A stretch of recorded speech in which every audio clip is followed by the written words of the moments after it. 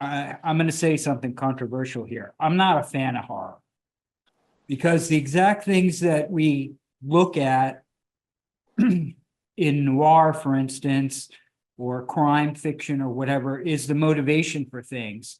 And horror takes that out because it just,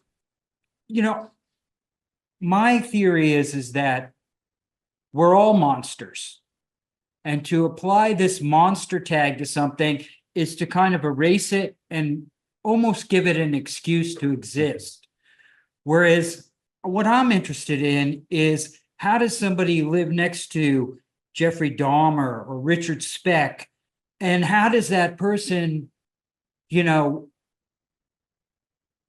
interact with that? How, we want to know the motivation behind stuff. If something all of a sudden just turns into this ogre and it is all of a sudden a monster, we remove all that.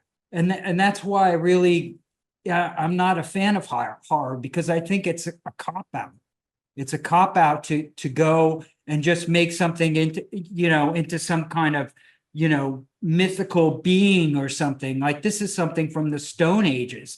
When people didn't understand why it rained, they had to create some kind of god to give it meaning or whatever, because people need meaning for things. So I'm not quite sure that answers the question, but that's what I'm interested in, is how we're all just this far away from being that monster, from being someone that kind of snaps or whatever. And I think that's what crime fiction and horror really looks into.